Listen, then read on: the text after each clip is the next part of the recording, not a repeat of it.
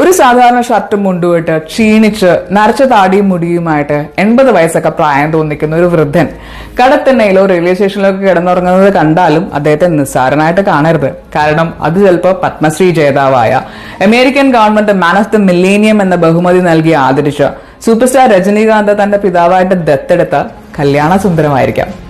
റോഡും കരണ്ടും ഒന്നുമില്ലാത്ത തമിഴ്നാട്ടിലെ ഒരു കുഗ്രാമത്തിൽ ജനിച്ച കല്യാണ സുന്ദരത്തിന് എന്നും പ്രചോദനമായിരുന്നത് നിരക്ഷരയായ തന്റെ അമ്മയുടെ വാക്കുകളായിരുന്നു. നിനക്ക് 10 രൂപ കിട്ടിയാൽ അതിൽ 1 രൂപ നീ പാവങ്ങൾക്ക് കൊടുക്കണം.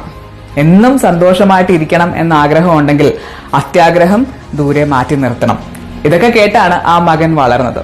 പക്ഷെ അമ്മ പ്രതീക്ഷിച്ചതിലും ഒരുപടി മുന്നിലായിരുന്നു മകൻ.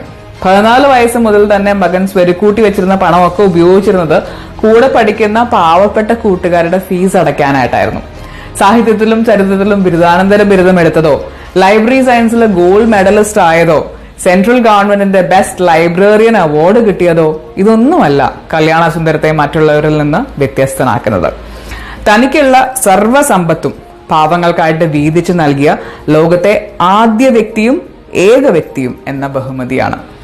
30 വർഷം ഗവൺമെന്റ് കോളേജിലെ ലൈബ്രറിയനായിട്ട് ജോലി ചെയ്തപ്പോൾ തനിക്ക് കിട്ടിയ മുഴുവൻ ശമ്പളവും, വിരമിച്ചപ്പോൾ കിട്ടിയ 10 ലക്ഷവും, അമേരിക്കൻ അവാർഡായിട്ട് ലഭിച്ച 30 കോടിയും അതെല്ലാം അദ്ദേഹം പാവപ്പെട്ട കുട്ടികളുടെ വിദ്യാഭ്യാസത്തിനും അവരുടെ നല്ല ഭാവിക്കുമായിട്ട് മാറ്റിവെച്ചു. എന്നിട്ട് തനിക്ക് ജീവിക്കാനായിട്ട് അദ്ദേഹം മറ്റു പാർട്ട് ടൈം ജോലികൾ ചെയ്തു. കോളേജിലെ ജോലി കഴിഞ്ഞാൽ 5 മുതൽ 7 മണി വരെ അദ്ദേഹം കുട്ടികൾക്ക് ട്യൂഷൻ എടുക്കും. 8 മണി മുതൽ 11 മണി വരെ ഒരു ഹോട്ടലിൽ അദ്ദേഹം വെയിറ്ററായിട്ട് ജോലി നോക്കും. ഇതിൽ നിന്ന് മിച്ചം പിടിക്കുന്ന കാശും അദ്ദേഹം കുട്ടികൾക്കായിട്ട് തന്നെ മാറ്റിവെച്ചു. സാമൂഹിക സേവനങ്ങൾക്കായിട്ട് വിവാഹം വേണ്ടെന്ന് വെച്ച കല്യാണ സുന്ദരത്തിന്റെ ഈ ദാനപ്രവർത്തികളൊക്കെ കണ്ടറിഞ്ഞ് 11 വർഷം മുമ്പ് തന്നെ രജനീകാന്ത് അദ്ദേഹത്തെ തന്റെ പിതാവായിട്ട് ദത്തെടുത്തിരുന്നു. ഇപ്പോഴും രജനീകാന്തിന്റെ വീടിന്റെ വാതിൽ മുന്നിൽ തുറന്നു കിടക്കുന്നുണ്ടെങ്കിലും കല്യാണ സുന്ദരൻ അതൊക്കെ വളരെ സ്നേഹത്തോടെ നിരസിക്കും. രാജ്യത്തെ ദരിദ്രരുടെ ജീവിത രീതികൾ അനുഭവിക്കാനും അത് എങ്ങനെയാണെന്ന് കണ്ടറിയാനോ ഒക്കെ ആയിട്ട് അദ്ദേഹം കടത്തിനകളിലും റെയിൽവേ സ്റ്റേഷനിലും ഒക്കെ അന്തി ഉറങ്ങും.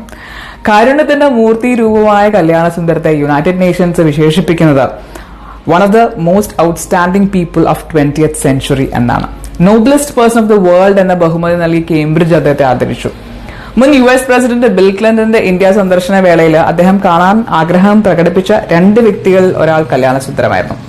ഇന്ത്യ ചൈന യുദ്ധം നടക്കുന്ന സമയത്ത് ജവഹർലാൽ നെഹ്റുവിന്റെ ആഹ്വാന പ്രകാരം യുദ്ധ ഫണ്ടിലേക്കുള്ള സംഭാവനയായിട്ട് 8 പവന്റെ സ്വർണമാല നൽകിയ ആദ്യത്തെ വിദ്യാർത്ഥിയെ നെഹ്റു വിശേഷിപ്പിച്ചത് ദ ലൈറ്റ് ഓഫ് ഇന്ത്യ എന്നാണ്. ഈ വർഷം ഇന്ത്യ അദ്ദേഹത്തിന് പത്മശ്രീ നൽകി ആദരിക്കും. ഇതൊക്കെയാണെങ്കിലും ഒരിക്കൽ താൻ ആത്മഹത്യയെക്കുറിച്ച് വരെ ചിന്തിച്ചിരുന്നു എന്ന് സുന്ദരം. കൊച്ചു പെൺകുട്ടികളുടേതുപോലുള്ള എന്റെ ശബ്ദം കേട്ട സഹപാഠികൾ എപ്പോഴും എന്നെ പരിഹസിച്ചിരുന്നു. മറ്റൊരാളോട് സംസാരിക്കാൻ എനിക്ക് വല്ലാത്ത നാണക്കേടും ഭയവും ഒക്കെയായിരുന്നു. ആ കാലത്ത് തമിഴ് വാനൻ എന്ന എഴുത്തുകാരന്റെ വാക്കുകളാണ് എന്നെ ജീവിതത്തിലേക്ക് തിരിച്ചു കൊണ്ടുവന്നത്. നീ എങ്ങനെ സംസാരിക്കുന്നു എന്നതിനെക്കുറിച്ച് വിഷമിക്കരുത്. മറ്റുള്ളവരെന്നും നിന്നെക്കുറിച്ച് നല്ലത് മാത്രം സംസാരിക്കാൻ നിന്റെ ജീവിതം കാരണമാകണം എന്ന വാക്കുകൾ അദ്ദേഹത്തിന്റെ മനസ്സിലുടക്കി. ഇന്ന് തന്റെ 83ാമത്തെ വയസ്സിലും പാലം എന്ന സാമൂഹിക സേവന സംഘടനയിലൂടെ 10,000-കണക്കിന് അഗതികളുടെ നന്മമരമായി മാറുകയാണ് അവരുടെ ഈ കൺകണ്ട ദൈവം. ലോകത്തെ ശതകോടീശ്വരന്മാർ ആരൊക്കെയാണ് എന്ന് ഹൃദയസ്ഥമാക്കിയിട്ടുള്ള നമ്മുടെ തലമുറ ലോകം നമിക്കുന്ന കല്യാണ സുന്ദരം എന്ന ഇന്ത്യയിലെ പാവങ്ങളുടെ ശതകോടീശ്വരനെ അറിയാതെ പോകരുത്. Thank you.